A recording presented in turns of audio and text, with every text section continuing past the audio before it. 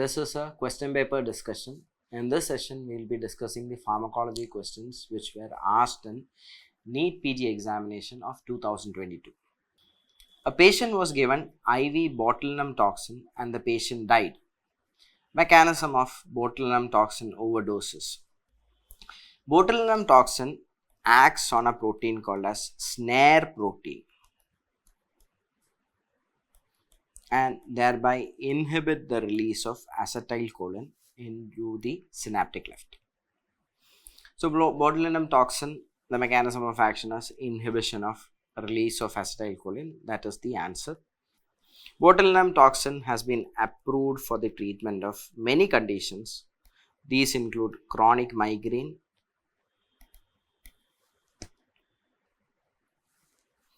cervical dystonia,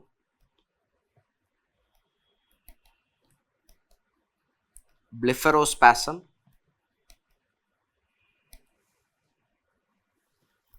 strabismus.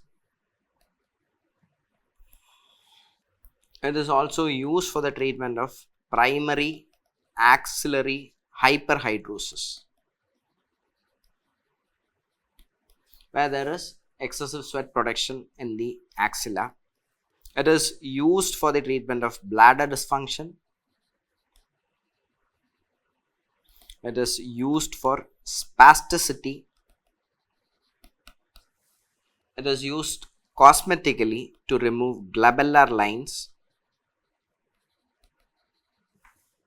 It is also used to remove forehead lines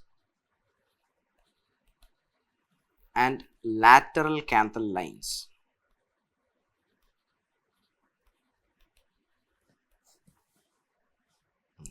Some preparations of botulinum toxin that has been approved are onabotulinum toxin A.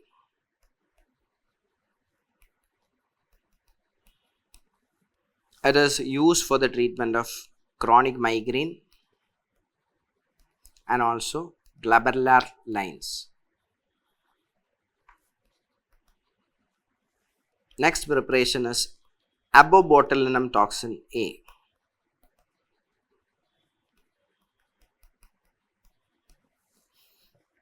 It is used for migraine and also glabellar lines. Another preparation is incobotulinum toxin A. It is used only for the treatment of glabellar lines. Another preparation is rimabotulinum toxin B.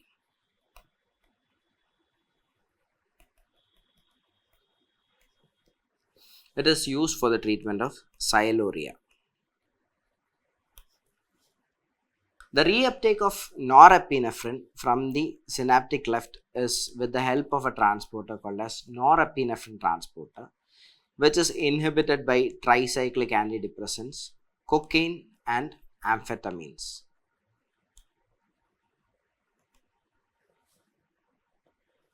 Blockade of postsynaptic nicotinic cholinergic receptors, they are called as NM receptor blockers, used as skeletal muscle relaxants. Hemicolinium is an agent that inhibit the entry of acetylcholine into synaptic vesicle, and vesamicol is an agent that will reduce the reuptake of acetylcholine. So botulinum toxin will bind to snare protein and inhibit the release of acetylcholine. So the answer is option A. Drug of choice for paracetamol overdoses. Paracetamol, it undergoes glucuronide conjugation and sulfation predominantly.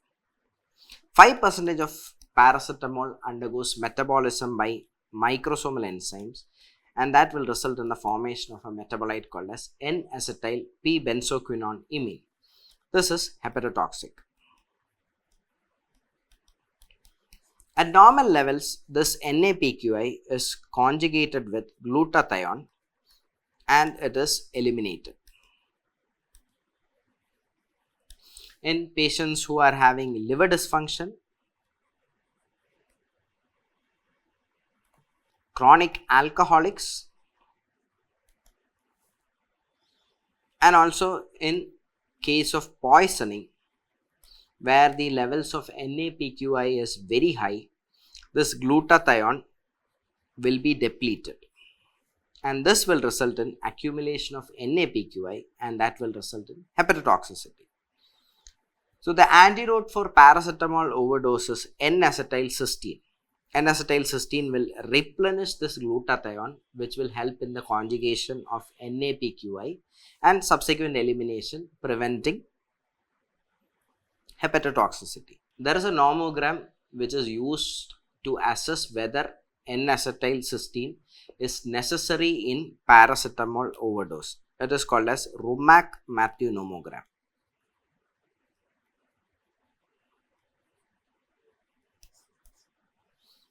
If the paracetamol concentration, serum paracetamol concentration is approximately 140 after 4 hours of ingestion, this necessitates the need for N-acetylcysteine. So the other options are dopamine. Dopamine is a neurotransmitter in the central nervous system. It also acts on adrenergic receptors. Dopamine is predominantly used for cardiac failure and cardiac failure with associated renal dysfunction. Hydralazine is an arteriolar and venodilator. It is used for hypertensive emergencies.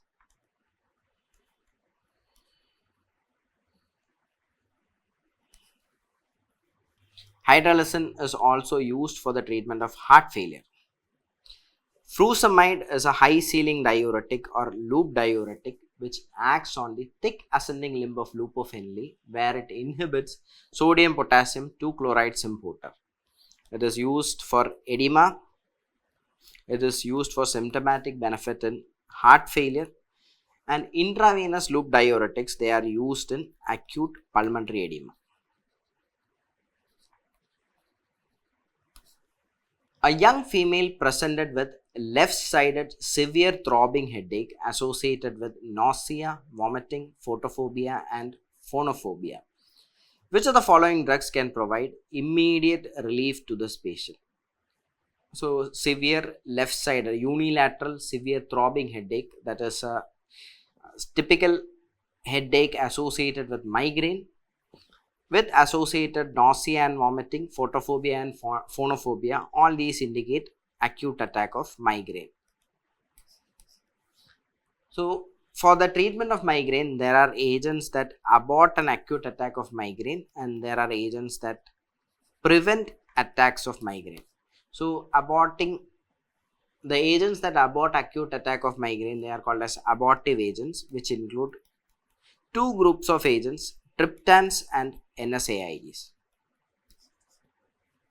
Triptans, they act on 5-HT, 1B and 1D receptors, and they are agonists at these receptors. Agonism at 5-HT, 1B receptors will cause vasospasm, and 5-HT, 1D receptor will reduce the neurotransmitter release from trigeminal neuron.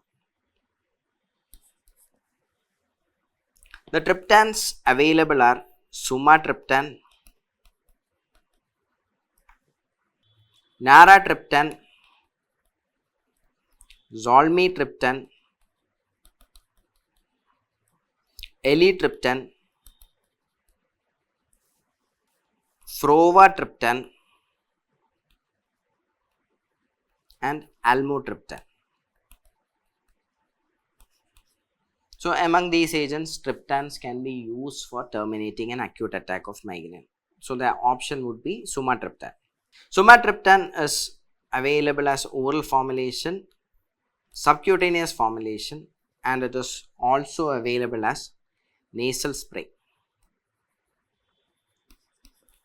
Frovatriptan is the longest acting triptan, and rizatriptan is the triptan with the fastest onset of action.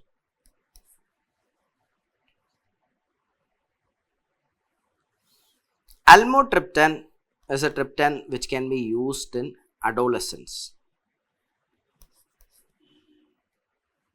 The major adverse drug reaction of triptans are increased risk of myocardial infarction.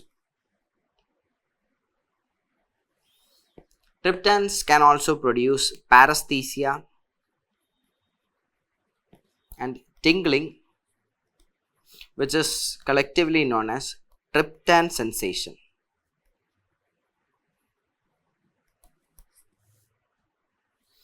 The other abortive agents are NSAIDs, which reduce the release of calcitonin gene-related peptide from the trigeminal neuron. The NSAIDs that are approved are naproxen, ibuprofen, diclofenac, and piroxicam.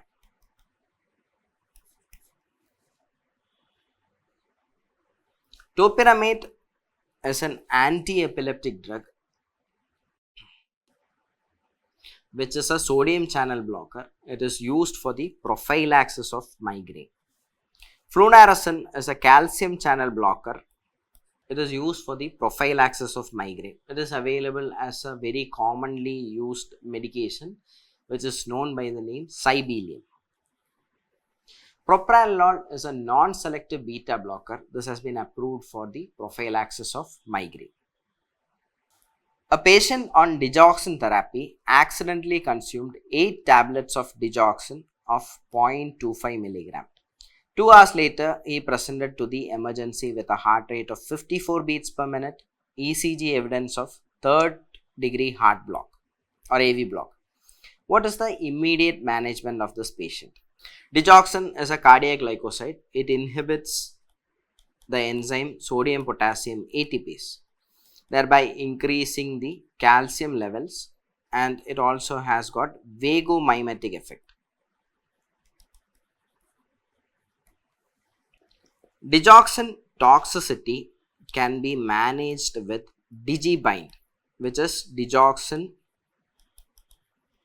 immune fab.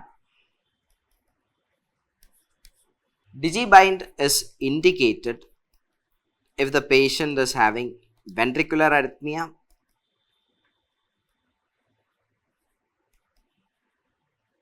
severe AV block,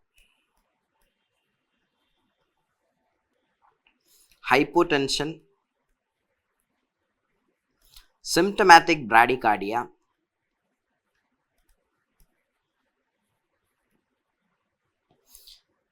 patient with serum potassium more than 5 milliequivalents per liter, acute consumption of more than 10 milligram in adults or more than 4 milligram in children, or a plasma concentration of more than 15 nanogram per ml or more than 10 nanogram per ml 6 hours post ingestion. All these are indications for DigiBind or digoxin immune fab. So in this patient there is third degree AV block. So severe AV block is an indication for digoxin immune fab. Empiric dosing of DigiBind is 10 to 20 vials or 0.8 into ingested amount divided by 0.5 vials. So this is the number of vials that is required for management of digoxin toxicity. Lignocaine is a sodium channel blocker. It is a class 1B antiarrhythmic agent. Phenytoin is an anti-epileptic agent. Both these agents, they act by inhibiting sodium channel. Phenytoin is used for epilepsies and it is also used for digoxin-induced cardiac arrhythmia. An 82-year-old patient presented with acute episode of breathlessness. Chest X-ray shows pulmonary edema. History reveals that the patient had uncontrolled hypertension and is not taking medication regularly. What should be the management of this patient? So, pulmonary edema secondary to hypertension is managed with the help of nitrates. So, this is hypertensive cardiogenic pulmonary edema and the treatment of choice is nitrates. So, among these options, intravenous nitroglycerin is the only option that contains nitrates. So, that is the treatment of choice. So, these nitrates, they release nitric oxide and this will cause venodilation.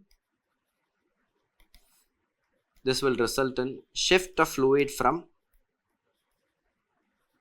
pulmonary to systemic circulation. So, this will result in relief of edema. The initial dose of nitroglycerin is 20 microgram per minute and it is increased at a rate of 15 to 20 microgram every 5 minutes to a maximum infusion rate of 100 microgram per minute. So, at this dose there will be arteriolar dilation which will reduce the afterload as well. Salbutamol is a beta-2 adrenergic agonist. It is predominantly used for the treatment of bronchial asthma and also it is used for chronic obstructive pulmonary disease. The common mode of administration of salbutamol is by nebulization or meter dose inhaler.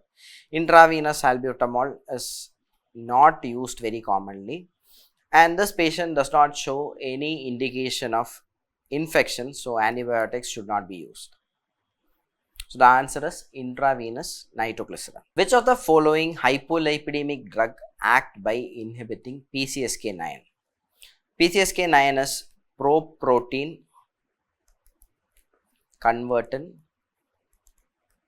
subtilissin or kexin 9. So, the major function of PCSK9 is to destroy the LDL receptors. So, when usually LDL is taken up by the tissues with the help of LDL receptors and the presence of PCSK9 will reduce the LDL receptors by causing destruction of these LDL receptors which will result in increased levels of LDL. So, PCSK9 inhibitors will increase the LDL receptors and thereby reducing plasma LDL levels. 3 PCSK9 inhibitors has been approved: alirocumab, inclisiran and evolocumab. So, the agent that act by inhibiting PCSK9 is evolocumab. Alirocumab and evolocumab can produce angioedema as adverse drug reaction. Atorvastatin is HMG-CoA reductase inhibitor.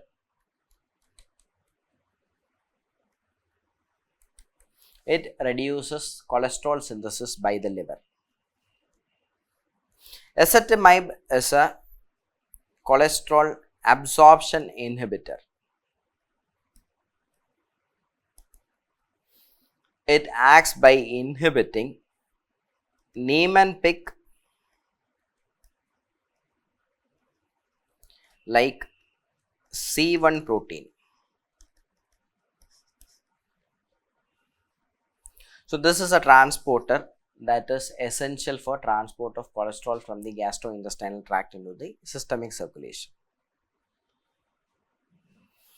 Ezetimibe can produce rhabdomyolysis and hepatotoxicity. Lomitapide inhibits a transporter called as mitochondrial transport protein. It inhibits this protein. This will result in reduced synthesis of lipoproteins. The major adverse drug reactions of lomitapide is chest pain and hepatotoxicity. So, PCSK9 inhibitors are evolocumab, alirocumab and inclisiran. A patient presents with a pituitary tumor that overproduces growth hormone. Surgical removal of the tumor was incomplete. What is the first line treatment of this patient? Leuprolide is a GnRH analog.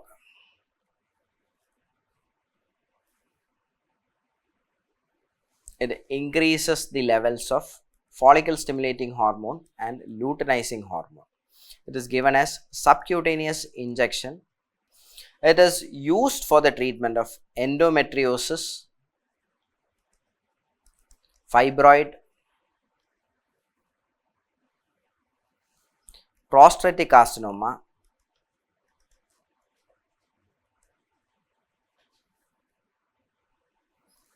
and precocious puberty. Octreotide is a somatostatin analog.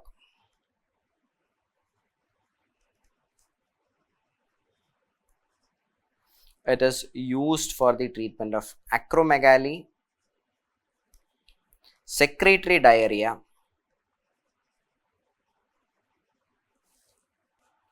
carcinoid tumor, and thyrotrophinoma.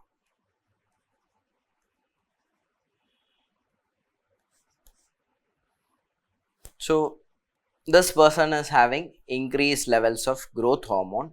So, it can produce acromegaly, and octreotide is a treatment option in this patient. The major adverse drug reaction of octreotide include hypoglycemia, bradycardia,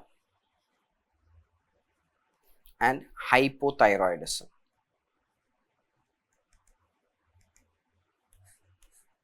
Neferelin and goserelin, they are GnRH analogs used for the treatment of precocious puberty. So, the answer is octreotide. A 40-year-old male presents with protrusion of chin, excessive sweating, impaired glucose tolerance, and enlargement of hands and feet. Which of the following drugs is a growth hormone receptor antagonist used to treat this condition? Pegvisomant is a growth hormone receptor antagonist. All these symptoms point towards acromegaly, and it is used for the treatment of acromegaly. Octreotide is a somatostatin analog.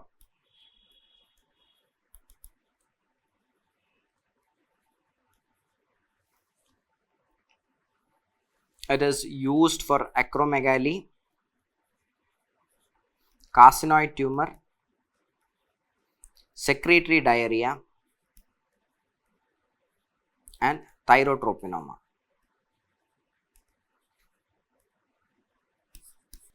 Cabergoline is a D2 receptor agonist.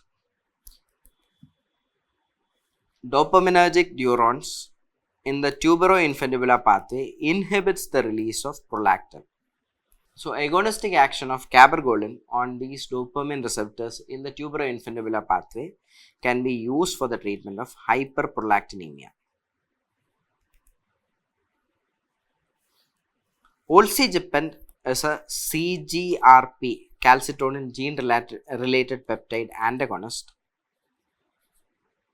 used for the treatment of migraine.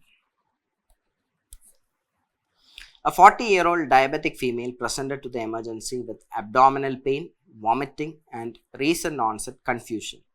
On examination, she had irregular breathing and dehydration. Her plasma glucose was 539 and there was presence of ketone bodies in the urine. Blood pressure of the patient is 80/50 millimeter of mercury. What is the next best step in the management of this patient?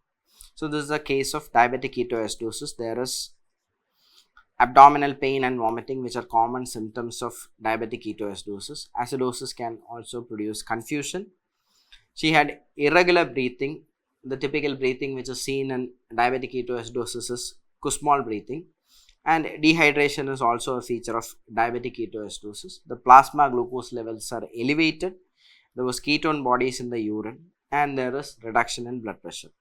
So the management of diabetic ketoacidosis includes insulin therapy to reduce the plasma glucose. Regular insulin is used.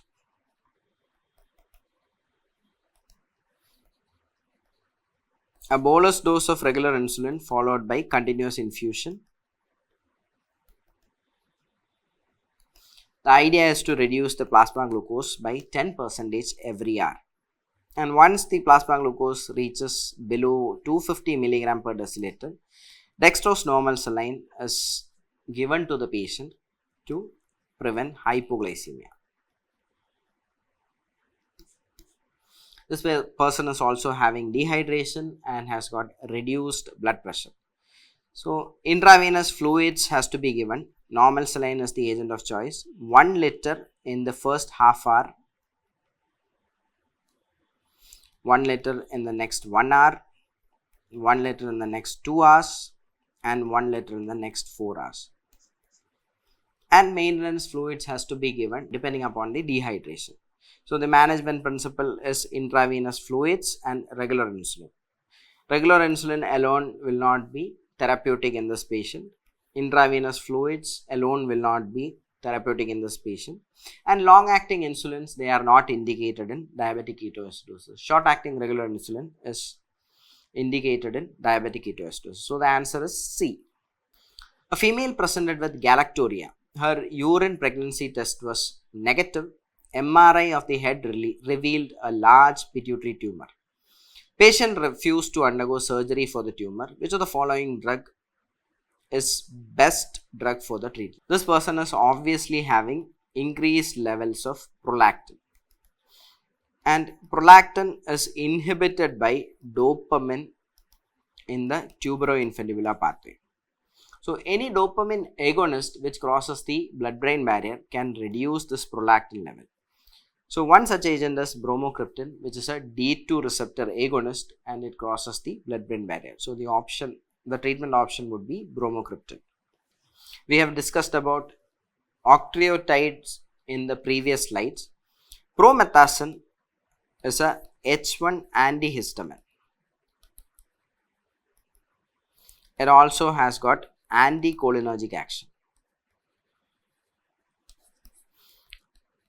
It is used as an antiemetic and it is used for motion sickness. And since it has got H1 receptor antagonistic property, it can be used in allergy conditions.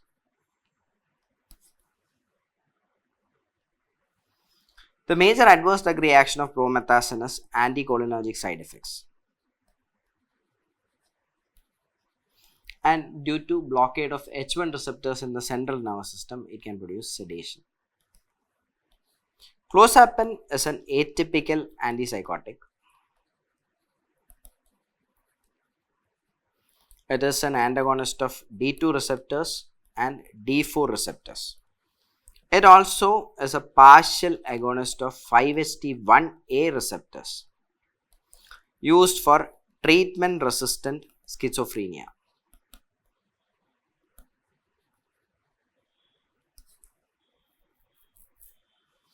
The major adverse drug reaction of clozapine is agranulocytosis. Absolute neutrophil count of less than 500, and this requires regular monitoring. A patient developing agranulocytosis should stop clozapine immediately. Other important adverse drug reactions are pulmonary embolism and myocarditis. All the atypical antipsychotics, they produce metabolic syndrome, that is hyperglycemia, hyperlipidemia, and also insulin resistance. A patient with opioid poisoning presents with severe respiratory depression. What is the most effective drug for the treatment of this patient? So in this case, you have to give opioid antagonist. Two opioid antagonists are there in the option, naloxone and naltrexone. For respiratory depression in patients who are having acute opioid poisoning, naloxone is the agent of choice. Naltrexone is also a mu opioid receptor antagonist.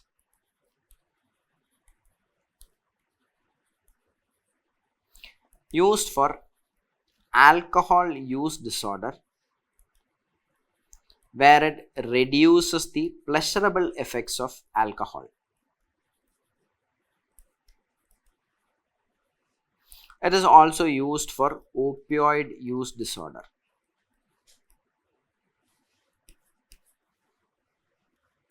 Fomepizole is an alcohol dehydrogenase inhibitor used in methanol poisoning.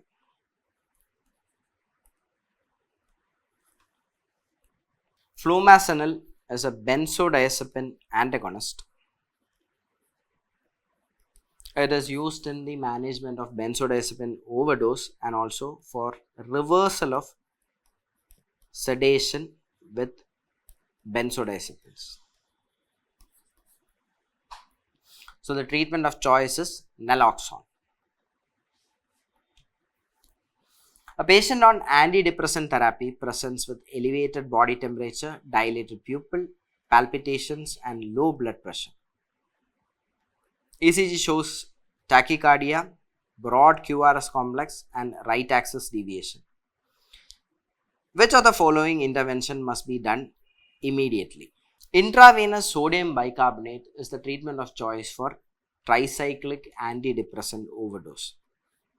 Intravenous sodium bicarbonate will increase the pH, it will increase the extracellular levels of sodium, and it will increase the inactive levels of tricyclic antidepressants. Hence, it is the treatment of choice. Esmolol is an ultra short acting beta blocker used for cardiac arrhythmias.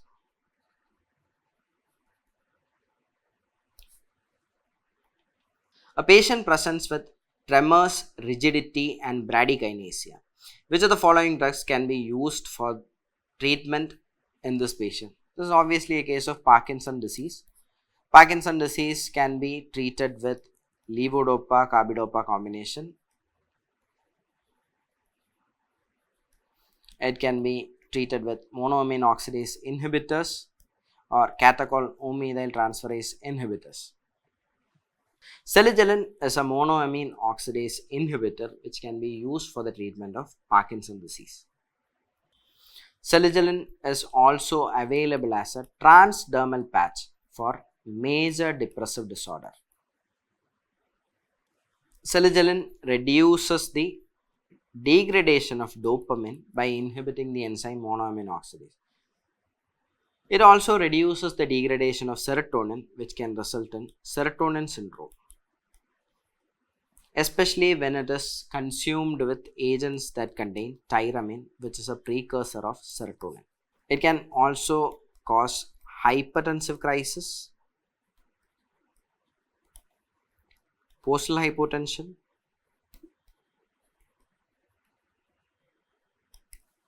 and sudden onset sleep. Donepezil is a central acetylcholine esterase inhibitor used for the treatment of Alzheimer's disease. Donepezil is available as a transdermal patch as well. Donepezil can result in bradycardia, heart block, nightmares, and rhabdomyolysis.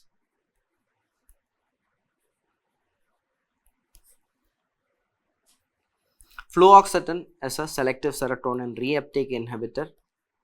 It is used for the treatment of depression, anxiety, obsessive compulsive disorder, etc. Haloperidol is a typical antipsychotic.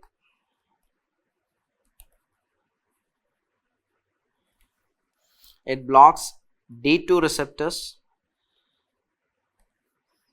alpha 1 adrenergic receptors, and H1 receptors. It is used for the treatment of schizophrenia. It is also approved for the treatment of Tourette syndrome.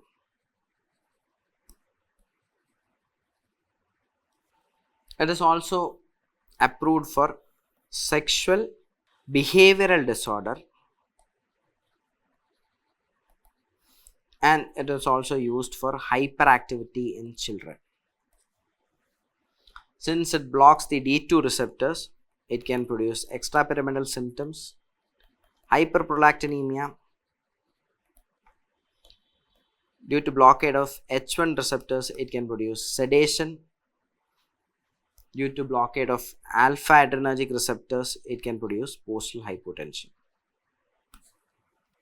Haloperidol can also produce lens opacities as an adverse drug reaction.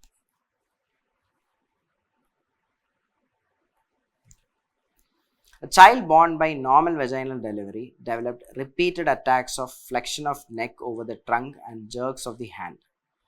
ECG shows presence of hips arrhythmia.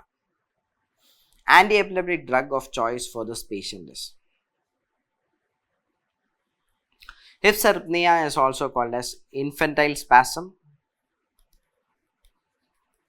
or West syndrome.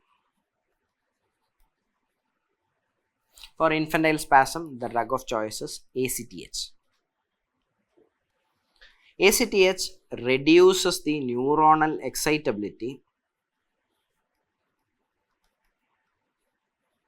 by reducing corticotropin releasing hormone. It also acts by acting on the melanocortin receptors in the limbic system. Vigabatrin can be used to control the seizures in infantile spasms. Phenobarbital is a barbiturate. It acts on GABA A receptors. It is used as an anti-epileptic drug and it is also used as a sedative hypnotic. Phenytoin is a sodium channel inhibitor used for generalized tonic-clonic seizures, focal seizures, trigeminal neuralgia, and digoxin-induced cardiac arrhythmia. Levetiracetam is a SV2A ligand. It inhibits the protein SV2A, preventing the binding of presynaptic vesicle into the synaptic membrane. Used for generalized tonic-clonic seizures, focal seizures, and myoclonic seizures.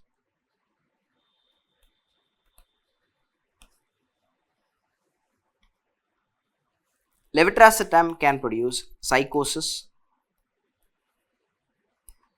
hallucinations, suicidal ideations,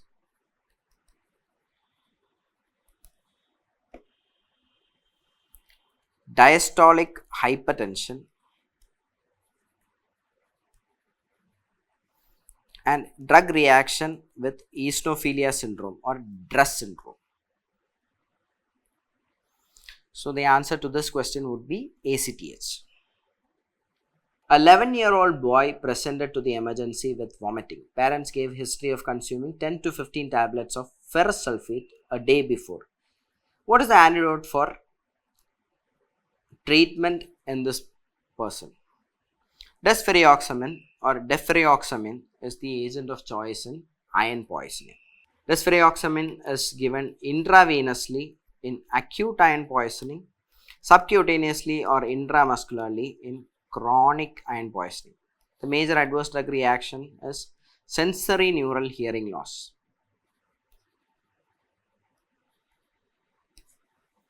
Dimercaprol is a chelating agent which is used for the treatment of mercury poisoning, lead poisoning, arsenic poisoning, and gold poisoning. D-penicillamine is a chelating agent which is used for the treatment of copper chelation in Wilson disease. It is also used for the treatment of rheumatoid arthritis. D-penicillamine reduces crystal formation in cystinuria. Activated charcoal is an adsorbent. It is used as a general measure in some poisoning. The major disadvantage is pulmonary aspiration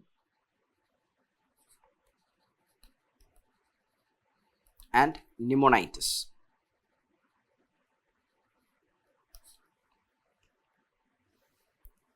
A deep vein thrombosis patient was started on an anticoagulant therapy. Next day, the patient presented with features shown in the diagram below. The likely drug implicated for this adverse drug reaction is.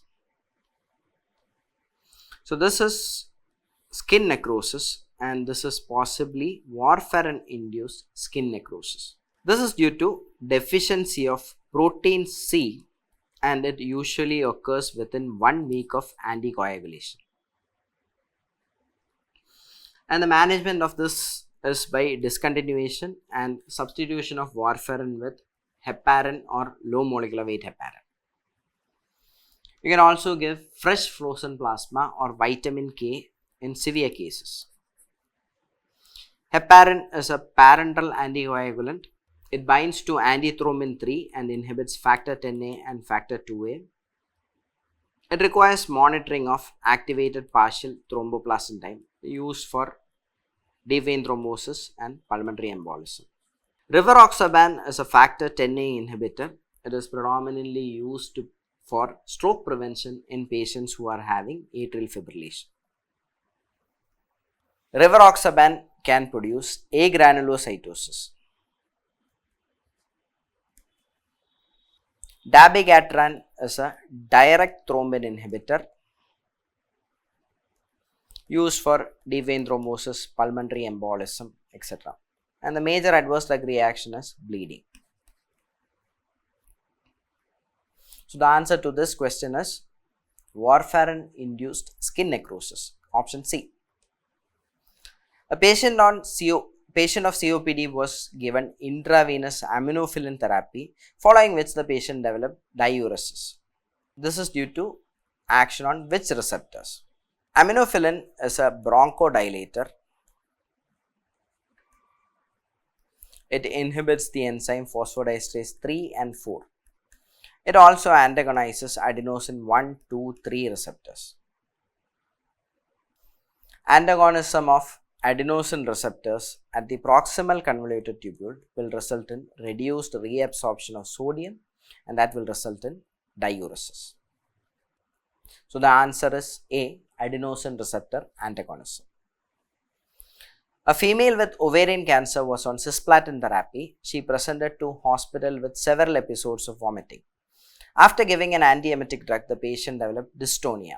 The antiemetic drug most likely to be responsible for this feature is. So this is an extrapyramidal symptom which is due to blockade of dopamine receptors in the nigrostriatal pathway. So among these antiemetics, metoclopramide is the only dopamine receptor antagonist. So the answer is metoclopramide. Metoclopramide also has an additional mechanism. It inhibits the 5-HT receptors in the chemoreceptor trigger zone. Meclizine is a first generation antihistamine.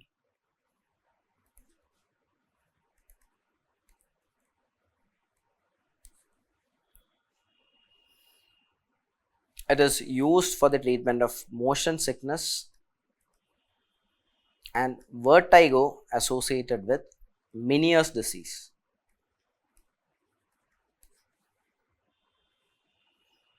The major adverse drug reaction is drowsiness and urinary retention. Ondansetron is a 5-HT3 receptor antagonist. Used for chemotherapy induced nausea and vomiting, and also post-operative nausea and vomiting. The major adverse drug reaction of ondansetron is QTc prolongation. Scopolamine is an antihistamine with muscarinic blockade. It is used for motion sickness and also post-operative nausea and vomiting. Due to the anticholinergic action, it can produce blurring of vision, and due to blockade of H1 receptors, it can produce sedation. A pregnant female with urinary tract infection took antimicrobial for the same. The baby of this female developed tendon rupture and arthropathy. What is the likely mechanism of action of antimicrobial consumed by the pregnant female? Tendon rupture is most commonly seen with fluoroquinolones. If fluoroquinolones are used in pregnancy, it can produce arthropathy. So, the mechanism of action of fluoroquinolones is by inhibiting DNA gyrase or topoisomerase. So, the answer is C, DNA gyrase inhibitor. Folic acid synthesis inhibitors, these include sulfonamides, trimethoprim and methotrexate. The first two agents, they are used as antibiotics, and a combination of sulfonamides and trimethoprim is called as cotrimoxazole. Methotrexate is used as an anti-cancer agent,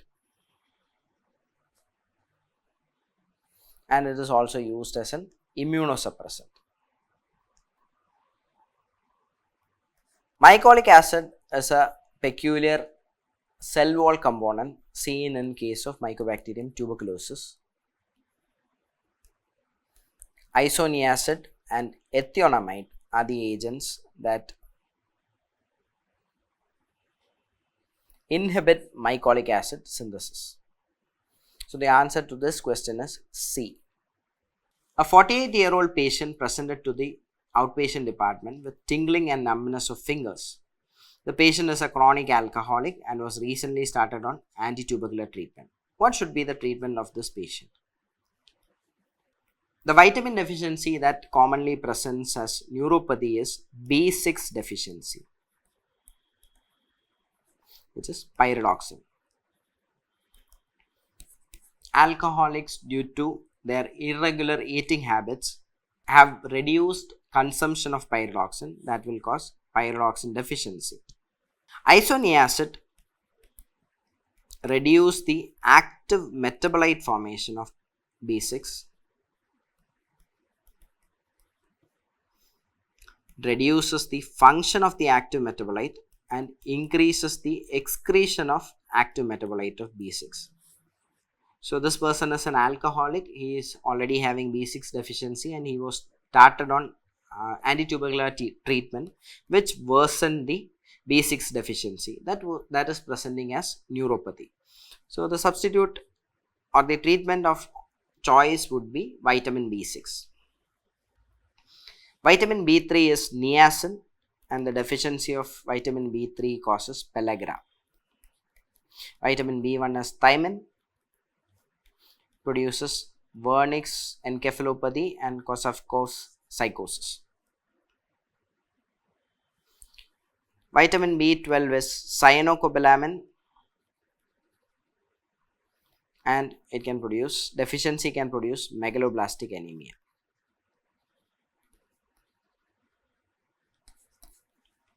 So, the answer is B.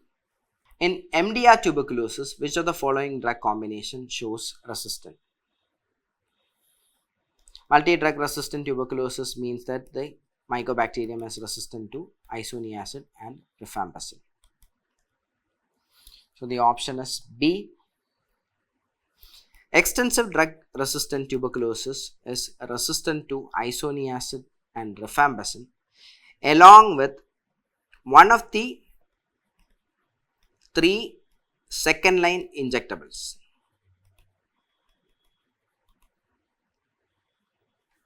So the second line injectables are kanamycin, amikacin and capreomycin.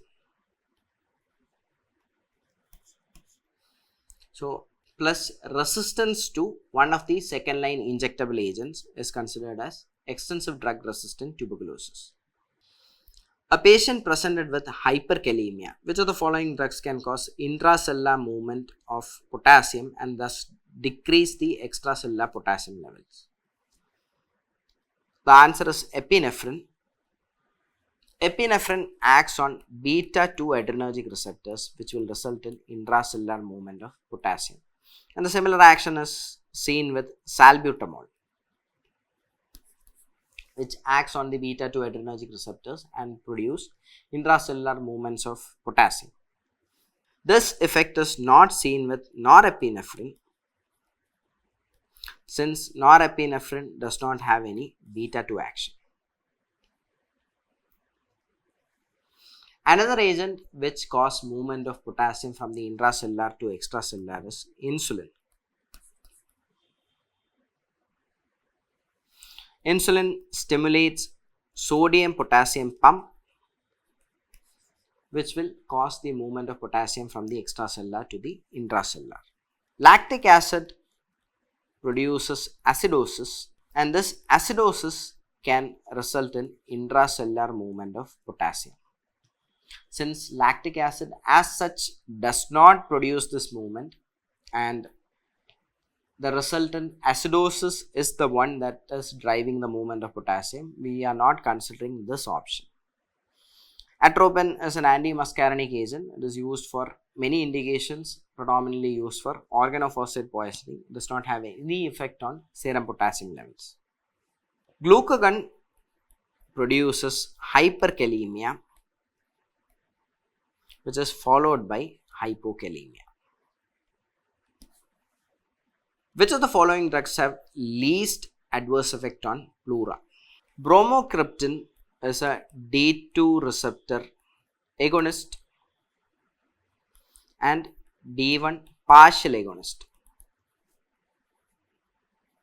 used for the treatment of type 2 diabetes mellitus, pituitary prolactinoma, Parkinson's disease and also acromegaly. The major adverse drug reactions are psychosis, pleural, peritoneal and myocardial fibrosis.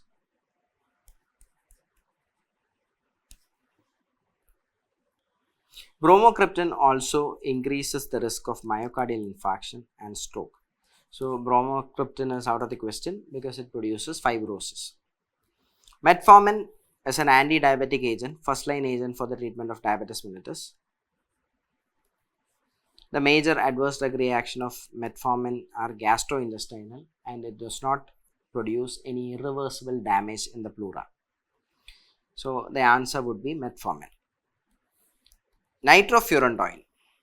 The active metabolite of nitrofurantoin will reduce DNA and RNA synthesis of bacteria.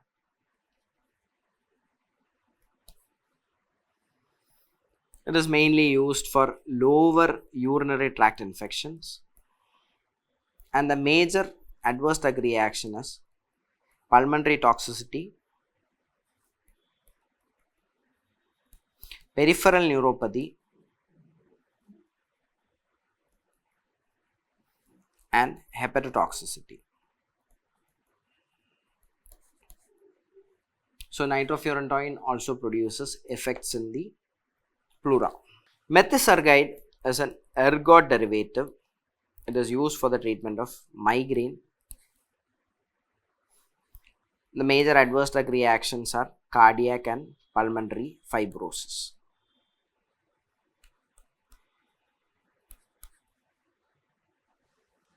So that finishes this session, and in this question paper most of the questions were asked from endocrinology, especially from the hypothalamo-pituitary axis, and also growth hormone and GnRH. So remember to expect these questions in future NEET examinations as well. Thank you.